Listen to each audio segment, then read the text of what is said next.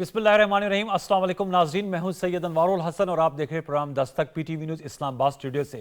नाज़रीन, वज़ीर आज़म पाकिस्तान मोहम्मद शहबाज शरीफ ने आज़रबाईजान का 2 रोज़ा दौरा किया। वहाँ इनकी आज़रबाईजान के सदर इज़्ज़त माब इल्हाम अलीयौफ से मुलाकात हुई। दो तरफ़ा उमूर बिलखसूस तिजारत और तवानाई के शोबे में ताउन को बढ़ाने पर इत्तेफाक का इजहार किया गया। जो बड़ी खबर है इस दौरे की वो ये कि आज़रबाईजान पाकिस्तान की तवानाई की ज़रूरियात को पूरा करने में कलीदी किरदार अदा करेगा। इस हवाले से आज़रबाईजान की वफाकी काबीना ने मंजूरी दी है और ख़बर यह है कि अगले माह से LNG रियायती निर्ख पर आज़रबाईजान से पाकिस्तान आएगी। रूस के इकदाम के बाद ये एक और बड़ा ऐसा इकदाम जो है वो होता हुआ नज़र आ रहा है। आपके इल्म में है कि रशिया से हम 1 लाख टन खाम तेल जो है वो लेंगे और उसकी पहली कंसाइनमेंट पाकिस्तान पहुंच चुकी है और अब आज़रबाईजान से LNG की कार्गोज अगले माह से पाकिस्तान आना शुरू हो जाएंगी। आपके इल्म में है कि हमारा जो तवानाई का सेक्टर है और हमारा जो ऑयल इंपोर्ट बिल है वो सबसे ज़्यादा होता है, तो अगर इसकी ज़रूरियात पूरी हों तो मईशत को चलाने में ये कलीदी किरदार अदा करता है। इसके अलावा शमसी तवानाई में भी ताउन की यकीन दहानी कराई गई है। फिर ट्रांसपोर्ट बिलखसूस जो हवाई सफ़र है उसकी तादाद में इजाफे की भी बात आज की गई और कहा गया कि आज़रबाईजान से कराची और बाकू से इस्लामाबाद की फ़्लाइट्स में इजाफा किया जाएगा। अहम दौरा था इसकी, जहां तिजारती एंगल है, हुजम है, उस पर बात करेंगे। फिर इसका जियोपॉलिटिक्स से क्या ताल्लुक है उस पर प्रोग्राम के पहले से हम गुफ्तगू करेंगे कि ये जो पाकिस्तान की जानिब से सफारतकारी की जा रही है जिसकी एक डायमेंशन में बढ़ते हुआ इक्तिसादी इश्तराक, इसकी कितनी अहमियत है आज के दौर में। जबकि आज वज़ीर ख़जाना इसहाक डार साहब ने भी बड़ी अहम स्टेटमेंट दी जब वो मीडिया से गुफ्तगू कर रहे थे, तो उन्होंने कि पाकिस्तान मुखालिफ कुव्वतें चाहती हैं कि पाकिस्तान डिफ़ॉल्ट करे और उसके बाद IMF से जो है वो मुज़ाकरात किए जाएँ। वज़ीर ख़जाना इसहाक डार साहब मीडिया से गुफ्तगू कर रहे थे, उनके इस बयान के हवाले से भी हम गुफ्तगू करेंगे प्रोग्राम के पहले हिस्से में। और हमें ज्वाइन किया है एजाज़ अहमद चौधरी साहब ने, पाकिस्तान के सेक्रेटरी खारजा रहे हैं, अमेरिका में पाकिस्तान के सफ़ीर रहे हैं और यहाँ दफ्तर खारजा इस्लामाबाद में तर्जुमानी भी कर चुके हैं। बहुत शुक्रिया एजाज़ अहमद चौधरी साहब प्रोग्राम दस्तक के लिए वक्त निकालने का। सर, मैं आपसे जानना चाहूँगा, क्या कहेंगे सर, ये जो आज़रबाईजान का दौरा था कितनी अहमियत का हामिल है? इससे कबल हमने रशिया से जो हमारी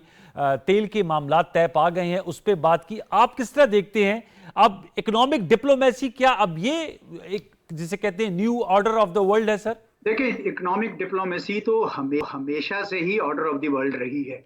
हमने इसमें जरा कोताही बरती और हमने सियासी ताल्लुकात पे बड़ी तवज्जो दी और इक्तिसादी ताल्लुकात पे इतना ज्यादा, ये नहीं मैं कहता कि पूरी तरह नहीं किया, लेकिन आपको पता है कि जब हम अमेरिका के साथ सर्द जंग रूस के खिलाफ लड़ रहे थे या ज़ियाउल हक के दरमियान में के दौरान अफगान जिहाद था या मुशर्रफ के वॉर ऑन टेरर, ये सब गैर इक्तिसादी एक्टिविटीज थी, क्योंकि इसका पाकिस्तान की इक्तिसाद को कोई फायदा नहीं हो रहा था। आसानी से कुछ डॉलर जरूर आ रहे थे लेकिन उससे पाकिस्तान की मईशत नहीं संभल रही। जो एक वाहिद चीज जिसको मैं समझता हूँ कि हमने वाकई इक्तिसादी लिहाज से एक बहुत ही अच्छा इकदाम उठाया था, वो CPEC था चीन के साथ। और उस जमाने में आपने देखा कि एकदम से माहौल बन गया था सारी बिजनेस का। बदकिस्मती से उसका मोमेंटम भी थोड़ा स्लो हुआ। अब ये तवानाई का जो शोबा है ये इतना ही अहम है और इसके लिए मुझे खुशी है कि रशिया के बाद अब आज़रबाईजान का भी रास्ता उस्तवार हो रहा है। आज़रबाईजान के साथ हमारे जो ताल्लुकात हैं, मैं आपको बताऊं कि बहुत ही अच्छे हैं। अच्छा। और उसकी वजह यह है कि पाकिस्तान ने आज़रबाईजान का इतना साथ दिया है कि हमने आर्मीनिया के साथ ताल्लुकात ही नहीं रखे, क्योंकि उसने आज़रबाईजान के इलाके निगोर्नो कारोबाग पे कब्जा कर लिया था जिसको अब छुड़ा लिया गया। तो आज़रबाईजानी हमारे से बड़े खुश हैं और वो ये चाहेंगे। तो मुझे खुशी इस बात की हो रही है कि जहां जहां हमारी सियासी खैर सगाली थी, पॉलिटिकल गुडविल थी, उसको अब हम इकोनॉमिक बेनिफिट पे कन्वर्ट कर रहे हैं और यही मेरे ख्याल में असल डिप्लोमेसी की रूह होती है। जी एजाज साहब, ये तो आपने सही कहा कि यही असल रूह होती है कि जो हमारे इतने अच्छे ताल्लुकात है जिसका आपने अहाता किया, उसी ताल्लुकात की मुताबिकत से हमारे तजारती रवाबित में भी उसी तरह इजाफा हो। आज़रबाईजान तो हमारे तवानाई के शोबे में तावन करने के लिए तैयार है। हमारे पास कौन से ऐसे एवेन्यूज़ हैं जिसमें हम एक्सपोर्ट कर सकते हैं आज़रबाईजान में और उनकी मार्केट को कैप्चर कर सकते हैं? सर देखिए, मैं आपको बताऊं कि आपके जो एक्सपोर्ट्स हैं वो पिछले कई सालों से आगे नहीं बढ़ रही जी। और वो इसलिए नहीं बढ़ रही है कि मार्केट्स एग्जिस्ट नहीं करती, वो इसलिए बढ़ रही है कि आपके एक्सपोर्टेबल सरप्लस नहीं है। जी। आपका एक्सपोर्टेबल सरप्लस इसलिए नहीं है क्योंकि आपके यहाँ एनवायरनमेंट, जो बिजनेस एनवायरनमेंट है वो ठीक नहीं है। जो इंडस्ट्रियलिस्ट हैं वो जब तक आप उनको बिजनेस एनवायरनमेंट देंगे वो प्रोड्यूस करेंगे, ठीक। तो वो आगे भेजेंगे। ये इसका एक पहलू है। मैं आपके प्रोग्राम के हवाले से मैं एक दूसरा पहलू भी देना चाहूंगा, मैं पहले कई प्रोग्राम में कह चुका हूं कि ये भी बहुत जरूरी है कि हम अपने पांव पे खड़ा होना सीखें। बिल्कुल। हमारी अपनी सनत, हमारे अपने सरमायाकार, हमारे अपने लोग बाहर पैसा भेजने की बजाय पाकिस्तान के अंदर सरमायाकारी करें। आप ये सोलर एनर्जी की बात कर रहे हैं, हमने कितने कितने चीनियों से सबसे कहा कि आप हमारे लिए वो लगाएं, क्यों हम खुद क्यों ना प्रोड्यूस करें? ये सारी, जब दुनिया को पता चल गया था आज से 10 साल पहले कि हमें ये सोलर की तरफ चल रहा है मामला, तो हमें भी उसकी तैयारी करनी चाहिए थी। हम दूसरों से कहते थे आप हमें लगा के दें, अब आके बड़ा अच्छा एक फैसला किया है कि उसके ऊपर एनर्जी जो कहते हैं सेल्स टैक्स वगैरह कम किया है ताकि जी, उनके खाम लोकली माल पे। प्रोड्यूस करें। जी बिल्कुल ठीक कह रहे हैं, सही कह रहे हैं आप। जी। जी बात मुकम्मल कीजिएगा। आप सही कह रहे हैं कि हमें पहले अपने पोटेंशियल को खुद से यूटिलाइज करने की जरूरत है। और मैं इस चूंकि मार्केट्स की जब बात हुई, गालिबन चावल जो है वो हमारा एक्सपोर्ट होता है और उस पर भी कोई ड्यूटी में कमी करने की आज़रबाईजान ने बात की है। सर मैं आपकी तवज्जो ये भी इसहाक डार साहब जो हमारे वजीर खजाना, उनके बयान की तरफ जरूर मबजूल कराना चाहूंगा। आज इस्लामाबाद में वो मीडिया से गुफ्तगू करते हैं। आपके इल्म में है कि बजट सेशन हो रहा है और IMF के साथ हमारा जो स्टाफ लेवल एग्रीमेंट है वो तय नहीं हो पा रहा। हमने तमाम तर उनकी शराइत मान ली है। तो आज उन्होंने बयान दिया कि ये जियो पॉलिटिक्स की वजह से, इसहाक डार साहब ने कहा कि ये मामला तय नहीं हो पा रहे और पाकिस्तान मुखालिफ कुव्वतें चाहती हैं कि पाकिस्तान खुदा न खासा डिफॉल्ट करे और फिर IMF जैसे श्रीलंका के साथ डिफॉल्ट के बाद मामला तय किए थे वैसे तय किए जाए।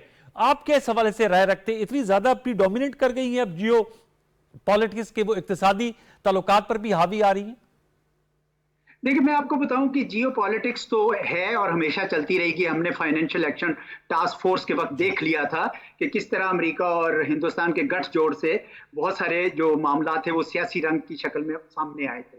लेकिन मैं आपको ये भी बताऊं कि इन्हीं हालात में, इन्हीं तमाम जियो पॉलिटिक्स के बावजूद बहुत सारे मुल्क हैं वो तरक्की कर रहे हैं। हमें अपने घर को संवारना होगा, सीधा करना होगा, अपने पांव पे खड़ा होना सीखना पड़ेगा। जिस तरह अल्लामा इकबाल ने कहा था ना, सनोबर बाग में आजाद भी है, पाब गिल भी है, उसके पांव मिट्टी में भी है, इन्हीं पाबंदियों में हासिल आजादी को तू कर ले। ये मुकम्मल तौर पर कहीं पे भी आजादी आपको जियो पॉलिटिक्स के से हट के नहीं मिलेगी। तो चुनांचे बेशक जियो पॉलिटिक्स है, लेकिन उसका हल ये है कि हम अपने वसाइल जो हैं उनके मुताबिक हम रहना सीखें, उनके मुताबिक हम काम करना सीखें और ये हम कर रहे हैं। ये भी देखें, मुझे बड़ी खुशी हुई है कि दो हमारे जो वजीर है खुर्रम दस्तगीर और मुसद्दक मलिक, इन्होंने वाकई पिछले 6-8 महीने में मैंने देख रहा था, क्योंकि हमारे इंस्टीट्यूट में भी आए थे और मैंने देखा था कि ये यानी इस तरफ चल रहे थे उस वक्त। किसको यकीन नहीं था कि इस तरफ मामला चलेगा। तो इस तरह हमें टारगेट सेट करके रिजल्ट्स लेने होंगे। रशिया की मैं उसकी बात कर रहा हूँ, ऑयल की बात कर रहा हूँ और आज़रबाईजान की LNG की बात कर रहा हूँ। इसी तरह से तमाम जो वजारतें हैं, खुसूसन IT की वजारत को बहुत काम करने की जरूरत है। तो हम दोनों काम करें, उनकी फैसिलिटेशन करें, एक बिजनेस एनवायरनमेंट करें, तो कोई वजह नहीं है कि हम IMF के ऊपर डिपेंडेंट होंगे। हम उसके बगैर रह सकते हैं। सिर्फ कॉन्फिडेंस अपने इन्वेस्टर्स को दीजिए, अपने सरमायाकारों को दीजिए, बिजनेस एनवायरनमेंट बेहतर कीजिए। और बहुत सारे जो गवर्नमेंट सर्वेंट्स हैं, मैं भी गवर्नमेंट सर्वेंट रहा हूं, हमें अपना एटीट्यूड चेंज करना चाहिए, हमें फैसिलिटेशन की तरफ जाना चाहिए। इस मुल्क में सनत लगनी चाहिए, इस मुल्क में बिजनेस होना चाहिए। तो अब आप देखेंगे कि हमारा पूरा जिसे कहते हैं निजाम, वो बाहर की एड के ऊपर डिपेंडेंट नहीं रहेगा और फिर हमें IMF भी उस तरह की हमें शराइत ना माननी पड़े जिस तरह की अब हमें इस वक्त माननी पड़ रही है। ठीक है। और सर रशिया और आज़रबाईजान की हम बात कर रहे हैं, जाहिर बात है हमारा हमेशा से फॉरेन पॉलिसी के हवाले से भी वेस्ट बिलखसूस अमेरिका और जो वेस्टर्न कैपिटल्स हैं, यूरोप है, GSP प्लस का हमें स्टेटस हासिल है, अमेरिका हमारी बहुत सी एक्सपोर्ट्स जाती हैं। इसको सर कैसे बैलेंस किया जा सकता है मौजूदा हालात के तनाज़ुर में? जैसे आपने कहा कि जियो पॉलिटिक्स हमेशा से रही है, लेकिन उसमें अपनी ऐसी डिप्लोमेसी चले कि एक बैलेंसिंग एक्ट हो और तमाम जिसे कहते हैं ना, अपनी तमाम जो वजन है वो एक पलड़े में डालने से आप समझते हैं ठीक होता है, या ऐसा बैलेंसिंग एक्ट किया जाए ताकि बहुत से ऐसे ममालिक हैं, हम इंडिया को देखते हैं, इंडिया के चाइना के साथ भी बड़े ज़बरदस्त किस्म के इकोनॉमिक रिलेशनशिप है, अमेरिका के साथ भी उनकी स्ट्रेटेजिक पार्टनरशिप है। क्या कहेंगे सर, हमें किस मॉडल को फॉलो करना चाहिए? देखें, हमने 3 बार अपनी तारीख में 50s में, 80s में, 2000s में हमने अपना तमाम वजन एक पलड़े में डाला और हमने उसके जो मुज़मरात थे, जो बड़े लॉन्ग टर्म थे, वो सहे। जी। तो अब तक तो हमें समझ आ गई है कि जनाब किसी तौर पे भी हम किसी एक कैंप, किसी एक कुव्वत के साथ नहीं होंगे। दी ओनली एक ही ताकत है जिसके साथ आपको खड़ा होना है, वो पाकिस्तान है। और पाकिस्तान के इक्तिसादी मफादात जिस ताकत के साथ भी सर्व हों, हमें उसके साथ जाना चाहिए। आपने मगरिब की बात की, अमेरिका के साथ, यूरोप के साथ हमारे बहुत गहरे तजारती ताल्लुकात हैं। जी। हम अपना सारा फॉरेन एक्सचेंज वहां से अर्न कर रहे हैं, तो हम क्यों खराब करेंगे उनके साथ ताल्लुकात? हैं भाई, तो हमें क्या फायदा होगा? और अगर चीन के साथ भी हमारे ताल्लुकात बहुत अच्छे हैं, उन्होंने ऐसे वक्त में सरमायाकारी की जब यहाँ पे बड़ी दहशतगर्दी का माहौल था, तो हम क्यों करेंगे चीन के खिलाफ कोई भी काम? तो चुनाचे हमें तो वही करना चाहिए जो अब हम आजकल कर रहे हैं भाई दीवे, बहुत अच्छा कर रहे हैं। मैं समझता हूँ कि जो इस वक्त पॉलिसी है कि सारी तरफ जहां जहां पाकिस्तान का मफाद हो, आप बिल्कुल इस बात की परवाह किए बगैर कि कौन उससे खुश होता है और कौन उससे नाराज होता है, आप अपने मकासद के लिए काम करें। और मैं आपको बताऊं कि दुनिया जो है वो इसको मानती है। जब वो देखती है कि पाकिस्तान अपने मफाद की खातिर कोई चीज फैसला कर रहा है, तो अभी आप रूस से आपने लिया, तो अमेरिका ने क्या कर लिया? कुछ नहीं कहा। उन्होंने कहा नहीं, आप कर सकते हैं, जरूर कर सकते हैं। उनके व्हाइट हाउस के स्पोक्समैन का बयान था। तो मैं समझता हूँ कि हमारी पॉलिसी, आप जिसको बैलेंसिंग एक्ट कह रहे हैं, वो एक ऐसी आजादी है हमारे पास, एक ऐसा हक है पाकिस्तान का कि हम अपने दुनिया के तमाम मुल्कों के साथ ताल्लुकात अपने मफाद के लिए रख सकते हैं। और मेरे ख्याल में ये हक हमें इस्तेमाल करना चाहिए, और मेरा नहीं ख्याल कि कोई भी कुव्वत इससे नाराज होगी। और आपने बिल्कुल सही कहा कि वो जो साइफर की मिथ है वो भी टूट गई, क्योंकि साइफर इसलिए लड़ाया गया था कि रशिया का विजिट हुआ था और अमेरिका नाराज़ है। अब तो रूसी तेल भी पाकिस्तान आ गया, लेकिन आपने बजा फरमाया, अमरीकी तर्जुमान की जानिब से कहा गया कि अमेरिका को इस हवाले से कोई एतराज़ नहीं है अगर पाकिस्तान या किसी भी मुल्क के मामला तय होते हैं। सर, ईरान के साथ भी पाकिस्तान की शराकत दारी हमने पिछले दिनों देखी है, और बार्टर ट्रेड की बात हुई, बॉर्डर मार्केट्स की बात हुई, ईरान से जो बिजली है वो गवादर तक लाने के मंसूबे का भी इफ्तिताह किया। इरानियन प्रेसिडेंट भी मौजूद, प्राइम मिनिस्टर शहबाज शरीफ साहब भी मौजूद थे। इस हवाले से आपकी क्या राय है एजाज चौधरी साहब, क्योंकि वो सैंक्शनड मुल्क है, ईरान हमारा ब्रादर हमसाया मुल्क है, इनसे तजारती रवाबित की बढ़ोतरी जो है उसके कितने इम्कानात है और क्या उस पर खतरात हो सकते हैं? देखें, खतरात कहाँ नहीं होते। ईरान आपका हमसाया मुल्क है। ईरान के साथ तवानाई के शोबे में और दूसरे शोबों में बहुत सारा काम हो सकता है। बहुत सारे ममालिक ने यूएस सैंक्शंस के बावजूद ईरान के साथ बंदोबस्त किए, कारोबार किए, काम किए। हमें क्यों नहीं हो सकता? हमारा तो हमसाया है, हमारी तो इतनी बड़ी सरहद है। हमने बड़ा अरसा तक एक मीर जावा ताफ्तान का टॉकिंग खोला, बॉर्डर क्रॉसिंग पॉइंट। उसके अलावा अब खुला है दूसरा जाके, जबकि हमें इसकी बातें सुन रहे हैं, 3 क्रॉसिंग पॉइंट्स की बहुत अरसे से नहीं कर रहे थे। और अभी बॉर्डर मार्केट बनाई है, बहुत अच्छी बात है, लेकिन क्यों इतनी देर से? ये तो 20, 30, 50 साल से लोग कह रहे हैं कि बॉर्डर मार्केट बनाएं, खित्ता भी बेहतर होगा और आप कर सकेंगे। आपके ऊपर यही है ना कि आप डॉलर्स में चीज नहीं ले सकते। आफ्टर ऑल, अब आपने रशियन ऑयल लिया है तो युआन में लिया है ना, तो रास्ते मेरे भाई निकल आते हैं, लोगों ने निकाले हुए हैं। ईरान के साथ तिजारत करनी चाहिए, बढ़ानी चाहिए, इनोवेटिव रास्ते हैं। और आपका तो चूंकि सरहद मिलती है, बॉर्डर मार्केट्स बनाएं, उनको इतना एक्सपैंड करें। बार्टर ट्रेड भी ठीक है, लेकिन मेरा ख्याल में बॉर्डर मार्केट्स जो है वो इतनी एक्सपैंड करें, तो फिर आप देखेंगे कि आपको बहुत फायदा होगा। स्मगलिंग भी कम हो जाएगी, आपका रेवेन्यू भी ज्यादा होगा, और पाकिस्तान और ईरान के ताल्लुकात में बेहतरी आएगी। अभी क्या होता है, क्योंकि इधर नहीं है तो सारी तवज्जो वो सारे जो दहशतगर्द या मिलिटेंट्स बॉर्डर पे क्रॉस करते हैं एक दूसरे मुल्कों को, हमें एक दूसरे से खफगी करते हैं एक दूसरे के खिलाफ, तो वो सारी चीजों से हट जाएगी तवज्जो और इक्तिसाद की तरफ ले आएंगे। इक्तिसाद की तरफ हो सकता है, होना चाहिए, और बिल्कुल बहुत अच्छी बात है कि बॉर्डर मार्केट खोली गई है। बहुत बहुत शुक्रिया एजाज अहमद चौधरी साहब, हमसे गुफ्तगू की और आपने गुफ्तगू सुनी। उमूर खारजा के हवाले से एक छोटा सा वक्फा लेंगे, वक्फे के बाद आएंगे तो शहर कायद कराची आज कराची के मेयर और डिप्टी मेयर का इंतखाब हुआ। मैदान पीपल्स पार्टी ने मार ली है। जमात इस्लामी बड़ी नाराज़ है और नतायज को मुस्तरद कर रहे हैं। इस हवाले से गुफ्तगू करेंगे कि पीपल्स पार्टी जो सूबाई हुकूमत में तो है, लेकिन कराची जो पाकिस्तान का मेट्रोपॉलिटन सिटी है, फाइनेंशियल हब है, वहाँ की मेयरशिप मिल गई है। क्या इरादे हैं, किस तरह बेहतरी लाई जा सकती है, तमाम पर गुफ्तगू करेंगे। छोटे से वक्फे के बाद वक्फा ले लीजिए।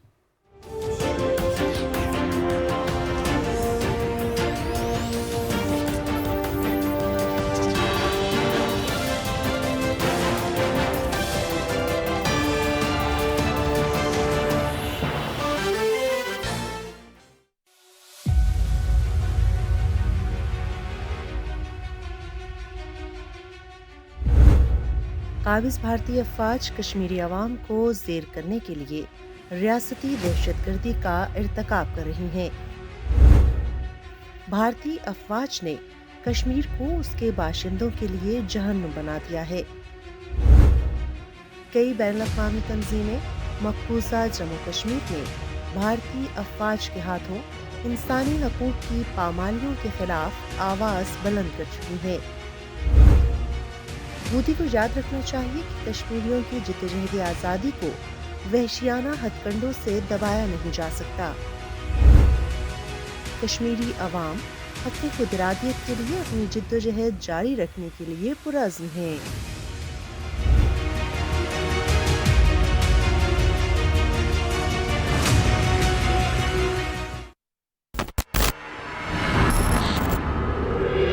हम हार सकते हैं, लेकिन अपना ईमान नहीं खो सकते। ईमान रखें। साथ मिलकर हम अब्दुल हमीद के खिलाफ ये जंग जारी रखेंगे। वक्त आ गया है पाशा हजरात। खलील खालिद गद्दार है, असल गद्दार नाइब है। अब यहाँ भी खून रेजी होगी। एमानुएल कारासो, रियासत से गद्दारी के इल्जाम में आपको गिरफ्तार किया जाता है। हम अब्दुल हमीद की साख को नुकसान पहुँचाएंगे। बल्गारिया का शहजादा बाल्कान को उस्मानियों से अलग करना चाहता है। फर्डिनैंड को खत्म करना होगा। इस कत्ल का इल्जाम हर हाल में अब्दुल हमीद पे लगना चाहिए। उस्मानियों का नाम और वजूद दोनों खत्म हो जाएंगे। हमारी फौज फातेह है पाशा हजरात। अब्दुल हमीद को करारी शिकस्त देंगे। हम उस मश्क को इंतशार में बदल देंगे। ये बहुत ही घिनौना खेल है।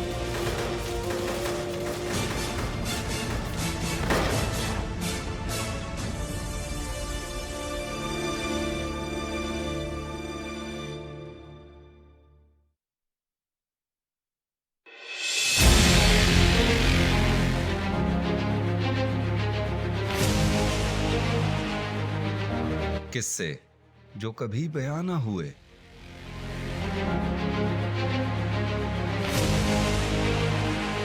सकाफतें जो कभी आम ना हुई,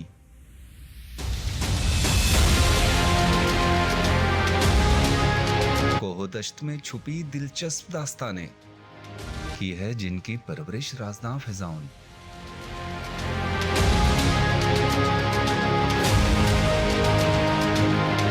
मैं हूं इरफान मलिक और मैं लेकर जाऊंगा आपको एक ऐसे सफर पे जहां मिलेंगी अनकही दास्तानें, तारीख के रंग, दिलफरेब रहन सहन। सफर करेंगे हम बर्फज़ारों से नीलवों पानियों तक और दिखाएंगे ऐसे मुकामात जो हैं वतन की पहचान, पहचान पाकिस्तान। देखिए प्रोग्राम पहचान पाकिस्तान इतवार शाम 6:30 बजे सिर्फ PTV न्यूज़ पर।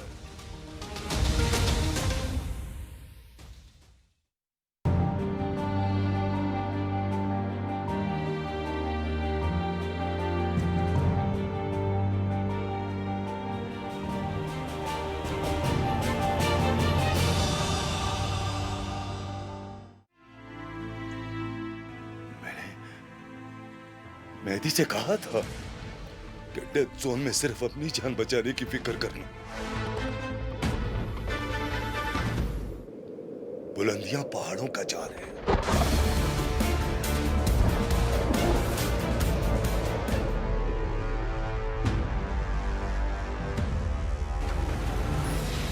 बाबा, ये जरा सब्र, इंतजार। मेरे ही नसीब में क्यों लिख दिया मालिक ने? इसने मारा है, इसने धक्का दिया, इसने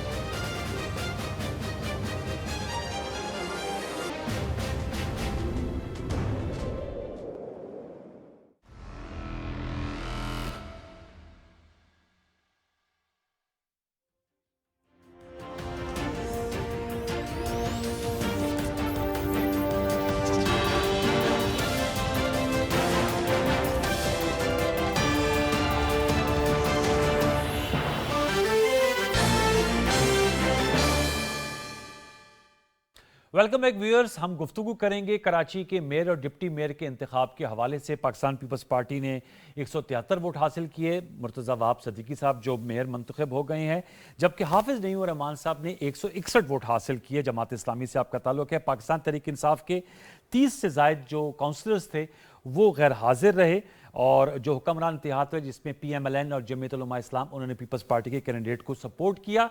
अब उस नताइज आ गए हैं, पीपल्स पार्टी जीत चुकी है, लेकिन जमात इस्लामी बहुत मोतरज़ है। इन तमाम मामलों पे गुफ्तगू करेंगे। हमें सैयद शैला रजा साहबा ने ज्वाइन किया कराची से बजरिए स्काइप वीडियो लिंक।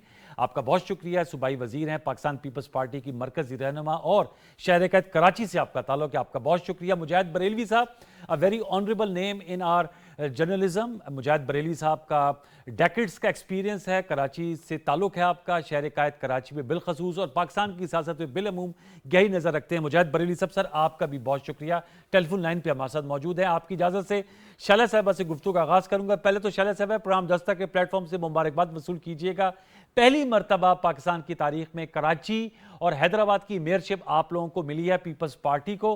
क्या कहेंगी इस जीत के हवाले से? अब क्या इरादे हैं और कराची की बेहतरी के लिए क्या जहन में विजन है? मुर्तज़ा वहाब साहब के, is a young man, dynamic आदमी, एज एडमिनिस्ट्रेटर भी अच्छा काम किया था।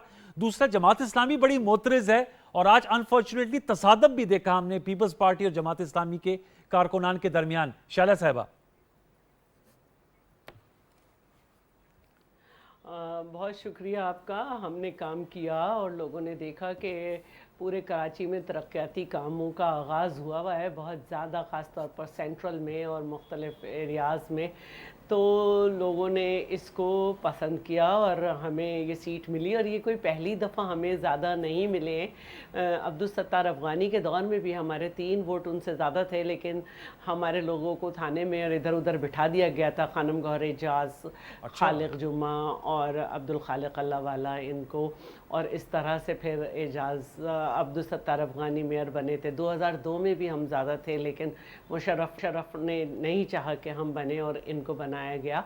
तो अल्हम्दुलिल्लाह इस दफ़ा हम ने जो इनकी एक MPA की सीट थी लियारी से, और वो भी सबको पता है कि किस तरह थी। जमात इस्लामी खुद नहीं लड़ी थी, MMA के प्लेटफॉर्म से लड़े थे। अच्छा। और उसमें एक TLP, एक MMA, एक जमात इस्लामी, इस तरह से लोग आए थे। तो वहाँ से भी सारी UCs पाकिस्तान पीपल्स पार्टी ने निकाली, और इस तरह नून लीग ने सपोर्ट किया और JUI ने सपोर्ट किया। तो ये हमने नंबर हासिल किए, और इंशाल्लाह रोड इंफ्रास्ट्रक्चर पे हमने रिकॉर्ड काम किया और हो रहा है। इसके अलावा जो हमने वर्ल्ड बैंक और एशियन बैंक्स के साथ PPP यानी पब्लिक प्राइवेट पार्टनरशिप में जो हम नेबरहुड, क्लिक और स्विप पे काम कर रहे हैं, इंशाल्लाह ये बेहतरी लाएगा।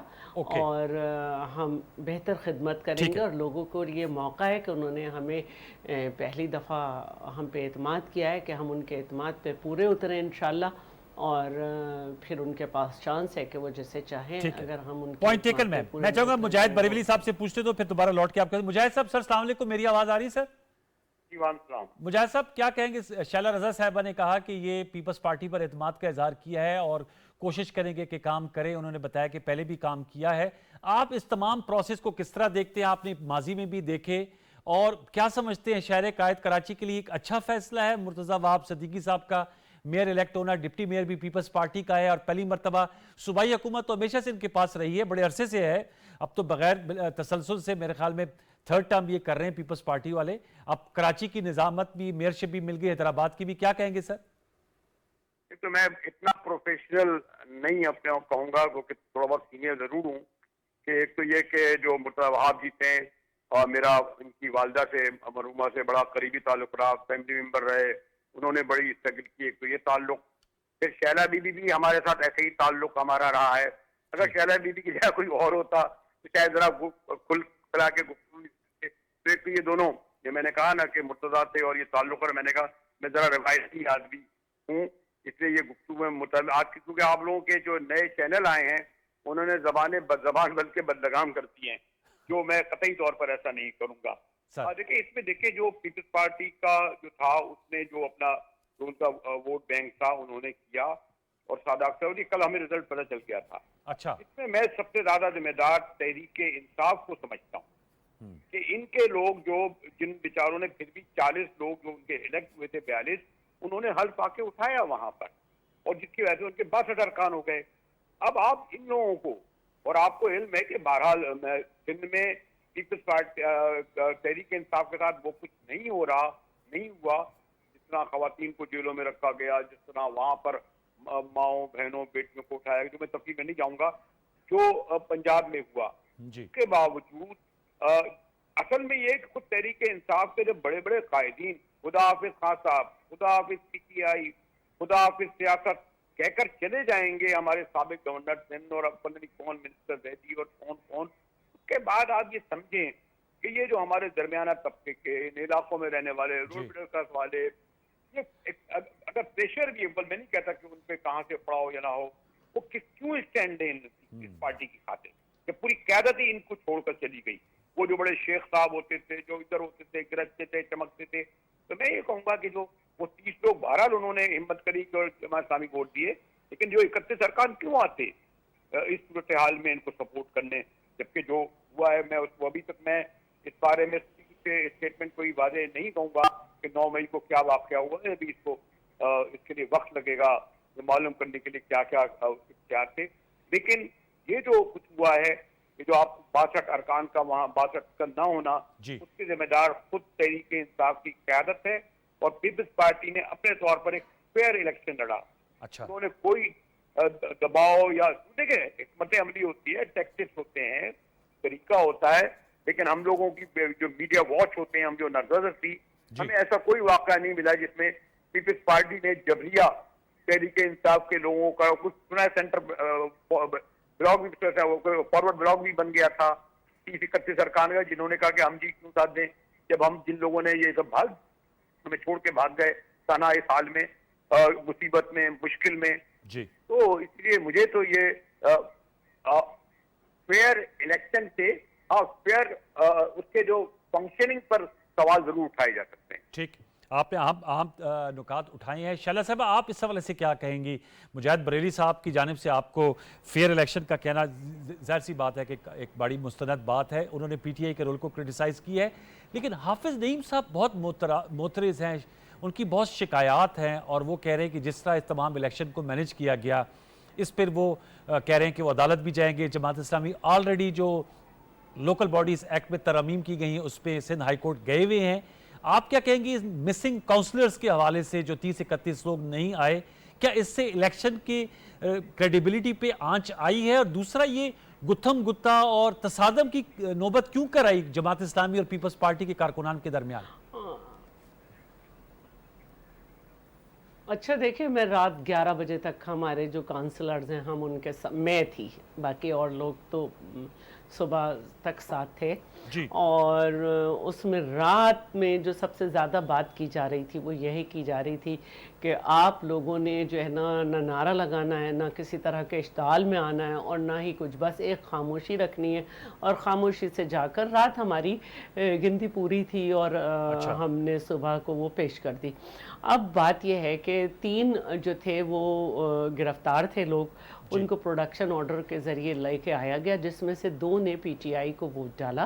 फिरदौस शमीम नकवी साहब ने अपनी MPA शिप रिटेन की और उन्होंने वोट नहीं डाला।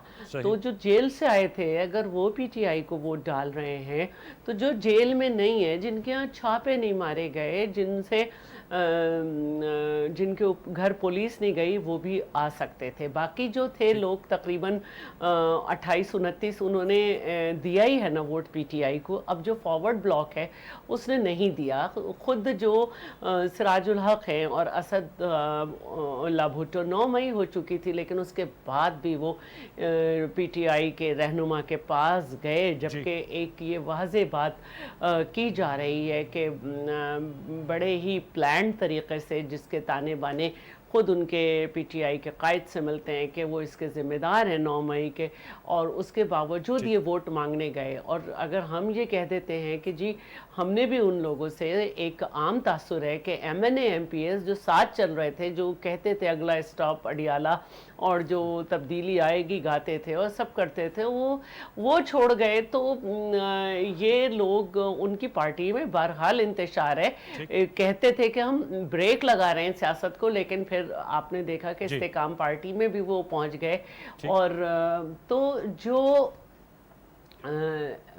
चेयरमैन और वाइस चेयरमैन या काउंसिलर्स हैं उनमें क्या आइडियोलॉजी है? जो इनके बड़े बड़े लोग जो कहते थे शुरू से साथ हैं उन्होंने छोड़ दिया और फ़ौरन दूसरी पार्टी ज्वाइन कर ली, तो हम क्या कह सकते हैं कि अगर वो नहीं आना चाह रहे या इनके साथ नहीं चलना चाह रहे।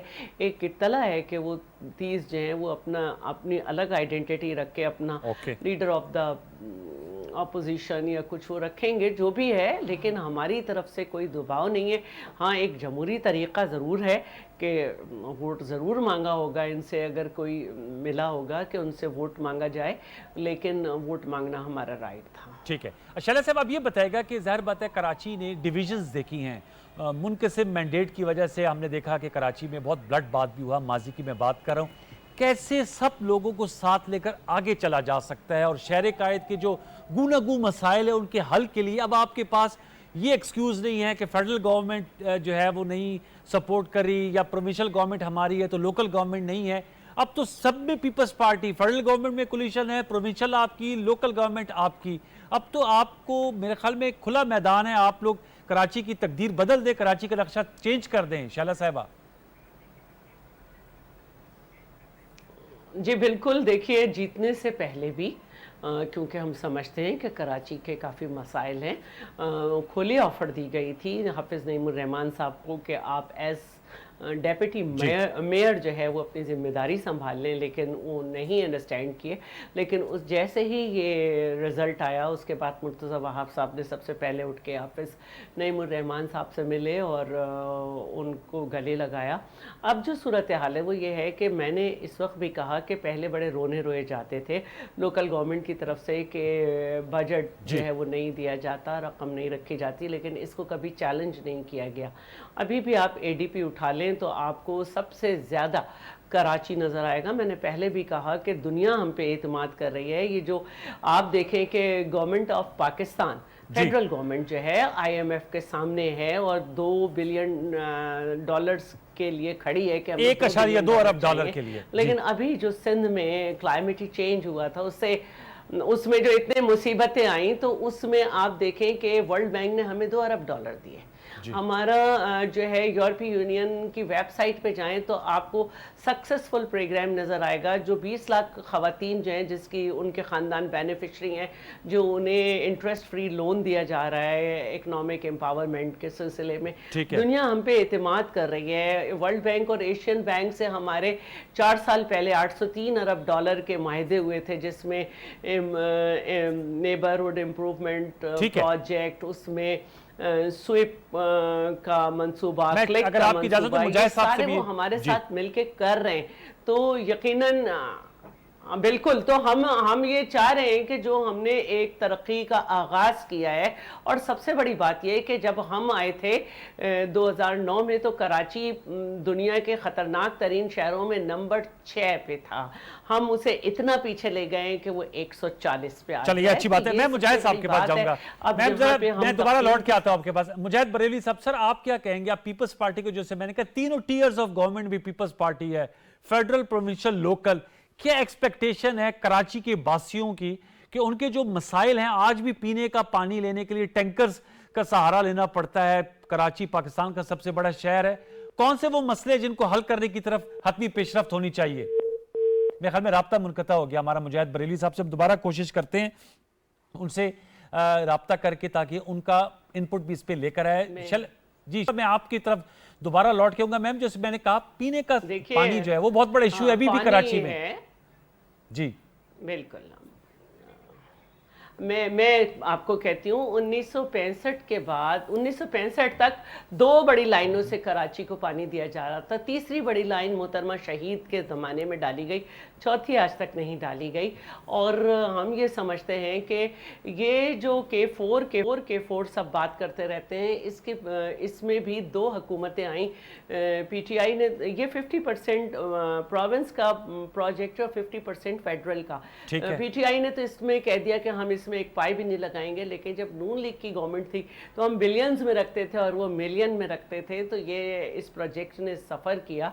लेकिन मैं समझती हूँ कि सूबा सिंध ने इस वक्त भी सबसे ज़्यादा काम किया है। चाहे हमारे हॉस्पिटल्स देखें, रोड इंफ्रास्ट्रक्चर में हमने काम किया है और 15 यूनिवर्सिटीज़ हमने बनाई हैं। इसके अलावा मैं चाहती हूँ कि ये बात की जाए कि चाहे कोविड हो या ये क्लाइमेट चेंज, हमारी हुकूमत खड़ी रही है और हम चाहते हैं कि ये हमें पहला मौका मिला है कराची में। मुजाहिद साहब अब लाइन पर है, राब्ता मुनक़ता हो गया, मैं दोबारा लौट के आता हूं प्लीज। मुजाहिद साहब, सर सवाल ये था कि ये शैला साहब से मैं सवाल करूं कि पीपल्स पार्टी अब तीनों टीयर्स ऑफ गवर्नमेंट में है, फेडरल, प्रोविंशियल, लोकल। क्या तवक्को कराची के वासियों की कि पीपल्स पार्टी के पास अब कोई उज़र नहीं है कि जी नहीं हम कर पाए? आप समझते हैं कि अब ये वो मौका है कि मुर्तज़ा वहाब सदीकी कराची के नक्शे को बदल डालें?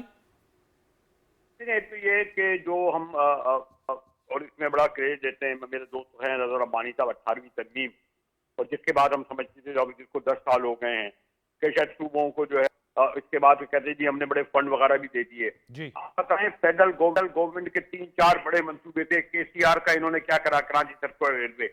आज ट्रांसपोर्ट का सबसे बड़ा मसला KCR, भी पिछले प्रोग्राम में भी थी, मैंने उसको भी इनको K4 की तरफ भी तवज्जो दिलाई थी कि जनाब उस पानी के मंसूबे क्या हुआ जो 13 अरब का था, 130 अरब हो गया, फिर आपने रखा और पैसे ही नहीं देते इनको। इस तरह तो क्या इस्लामाबाद नहीं समझती कि कराची जो है पाकिस्तान का हिस्सा है? भाई ठीक है, कराची सिंध का दारुल हुकूमत है या सिंध का पार्ट है, लेकिन जो फेडरल गवर्नमेंट जो इनायतें लाहौर पे करती थी, क्या उसने वो कराची पे की? क्या वो यहाँ जो मेन चीज हमारी मोटरवे थी या बाकी थी? तो मकसद ये है कि देखें, इनको जब फेडरल गवर्नमेंट से प्रोविंशियल गवर्नमेंट को नहीं मिलेगा, प्रोविंशियल गवर्नमेंट आपके बल्दियात को कहां से देगी? झगड़ा इख्तियारात का। आपने 18वीं तरमीम के जरिए इन्हें एजुकेशन दे दी, हेल्थ दे दी, लेकिन उससे कोई सिग्निफिकेंट फर्क नहीं पड़ेगा। एजुकेशन में देखिए क्या हाल है आज, वो हफ्ते भी देखिए वो कितने क्या ख्वाजा आसिफ ने पूरे हमारे इख्तियारों को डाकू करार दे दिया। कहते खा जाते हैं धक्के। तो आप एजुकेशन में हमें देते क्या है? आपने हायर एजुकेशन कमीशन का आपने बजट क्या रखा है जो आप कह रहे हैं कि हमने ये करा? मकसद ये है ये भले आपकी 18वीं तरमीम के बाद एक आप कहते हैं जी एक फेडरल वो जो आप भी निजाम कहते हैं कि जी है कन्फेडरेशन का नाम है, अभी तक मैं नहीं समझता कि जो हुकूमत इस्लामाबाद से ही हो रही है और जो बड़े जो लेकिन मुझे सब कथा कलामी के लिए माजरत सर, NFC के बाद इशू ये भी है कि अगर फेडरल से सूबों को नहीं मिल रहा, लेकिन सूबे भी शहरों को नहीं दे रहे ना सर। ये भी तो बड़ा एक इशू बना हुआ है कि प्रोविंशियल फाइनेंस भी तो नहीं हुआ हुआ ना अकॉर्ड सर। उसकी सबब ये थी कि हमारे दोस्त जो है रजा अरमानी साहब को शायद उस वक्त शायद नहीं कहूंगा या उस वक्त बड़े दिल्ली से उन्होंने किया था, उनका ख्याल था कि इस्लामाबाद में उस वक्त उनकी गवर्नमेंट थी जी, तो प्रोविंस में। अब अगर प्रोविंस में अगर पिशावर में बैठे वहां तो BNP यहाँ बैठी वो आपस में आपकी थोड़ी आवाज कट रही है सर जी। तो कराची में MKM बैठी थी, PTI आके एडमिनिस्ट्रेटर बैठ जाए तो पीपल्स पार्टी का वजीर आला जो काम दुआई नहीं करेगा। जी सर, मैं दोबारा लौट के आता हूं, मैं दोबारा आपसे राब्ता करते हैं, आपकी आवाज आती है और जाती है। शैला साहब नुक्ता मैं समझ गया, वो कह रहे हैं अभी भी तासुर ये है कि मामलात इस्लामाबाद से कंट्रोल हो रहे हैं। मेरा सवाल ये था कि NFC अवार्ड के तहत 60% सूबों को मिलता है। एक बड़ा एतराज ये होता है MQM के भाइयों का कि सूबाई हुकूमत शहरों को फंड नहीं देती, प्रोविंशियल फाइनेंशियल अकॉर्ड आप लोग नहीं करते। मैम शैला साहबा, अच्छा बात देखें ये है कि पीपल्स पार्टी की गवर्नमेंट में NFC हुआ था, फिर 15 मई या 16 मई 2015 को होना था या 16 को होना था, वो भी नहीं हुआ। एक ऑर्डिनेंस के थ्रू जो है वो एक डिजिट दे दिया जाता है कि ये करेंगे। इमरान की गवर्नमेंट में, पीटीआई की गवर्नमेंट में भी नहीं हुआ। और फिर क्या कहते हैं, जो डिजिट दिया जाता है फेडरल ट्रांसफ़र पे, वो दिया भी नहीं जाता। और आपने एमक्यूएम का नाम लिया, बदकिस्मती से वो हर फेडरल गवर्नमेंट का पार्ट होते हैं, लेकिन वो कभी इस बात के लिए आवाज़ नहीं उठाते। हर साल हमें शॉर्टफॉल आता है काफ़ी बड़ा, तो उसमें जिस तरह से हमें क्वार्टर मिलता है, इसी तरह से हमें नीचे मुंतकिल करना होता है। एक साथ सारे पैसे नहीं मिलते, 4 क्वार्टर्स होते हैं। तो जैसे जैसे हमें मिलता है, 100 रुपये फ़र्ज़ करें मिलने, और हमें मिल जाएँ जी 70 रुपये, फिर अगली दफ़ा हम सोचेंगे कि शायद 130 मिले, और उस दफ़ा फिर हमें 80 रुपये मिल जाएँ। तो हुकूमत को भी शॉर्टफॉल का सामना होता है।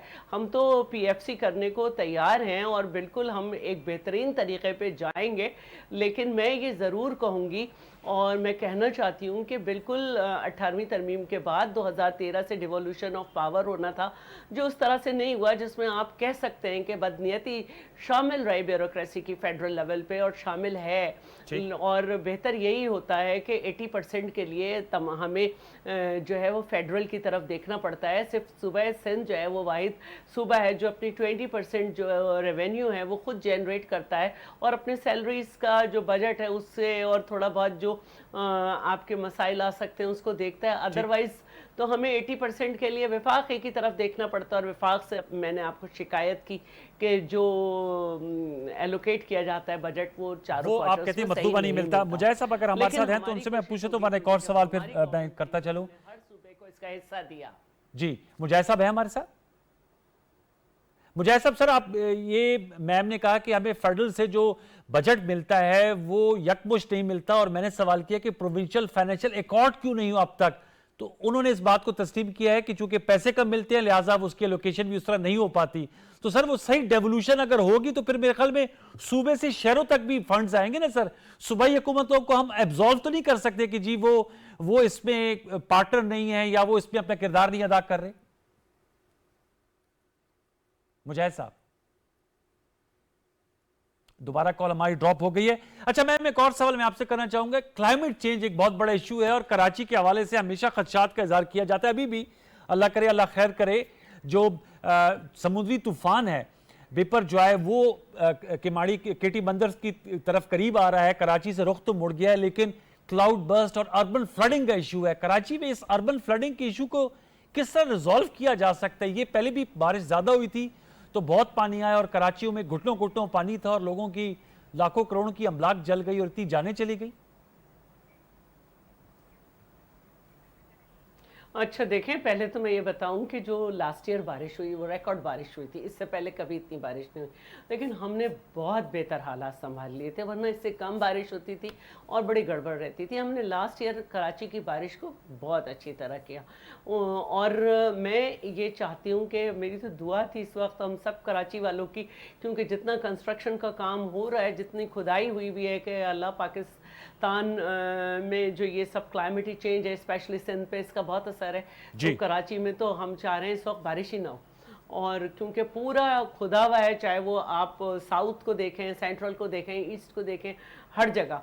तो बेहतरी का एक उम्मीद है कि जिस तरह से कंस्ट्रक्शन वर्क हो रहा है उसमें strong water waves, water paths बनाए जाएं। मैं माजरत आपको कतकलाबिकली माजरत, मुजाहिद साहब को मैं एक और ओपिनियन ले लूं, उनका राब्ता हमारा उनसे मुनक़ता हो जाए। मुजाहिद साहब आप सर सुन पा रहे हैं? हमारे पास रिप्रेजेंटेशन मुजाहिद साहब आप सर? मेरी हमारी जो मेरी बिल्कुल फैमिली की तरह है, जैसे मैंने पहले भी कहा था, शैलमी भी बहुत मुनासिब शुरू कर रही थी, मगर अगर आप चाहते हैं कि चंद लफ्जों में कुछ कह दूं सर, कह दें। आखिरी बात मैं कह देता हूं जी, फरमाइए मैं क्या कहूं। जो सर आपका दिल करता है, कराची को कैसे बेहतरी लाई जा सकती है? मुर्तज़ा साहब से आपकी क्या तवक्कुआत है? आप साहब आए हैं, उन पर भारी जिम्मेदारियां आयद होती हैं। उन्होंने बीच पे जब एडमिनिस्ट्रेटर है, यकीनन उन्होंने बारिशों इस हवाले से करा, लेकिन कराची में हम लोग सब जानते हैं ये माफियात के हाथ में ये शहर। अच्छा, ये शहर या इस शहर, ये हमारे कराची शहर वालों का नहीं है। चारों इतराफ जो घेराव में है ना, शैला बीबी को अच्छी पता है कौन कौन कितना है। हम लोग तो अपने जो यहाँ वाले जो मुकामी लोग हैं ना, इधर सोराब गोट सकें, उधर केटी बंदर से आगे नहीं जा सकें, इधर लाडी से आगे नहीं जा सकें, और फिर माशाल्लाह जो हम हमेशा कहते रहे, जब तक एडमिनिस्ट्रेटर के अंदर मुकामी पुलिस नहीं होगी, मुकामी और जो बहुत बड़ा किरदार अदा करती है, उस वक्त तक जना और जब तक इख्तियारात इनके पास पूरे नहीं होंगे, अभी भी सिंध गवर्नमेंट को रेंजर को जो है 22 साल होगी, इन्हें तनख्वाहें देनी पड़ रही हैं।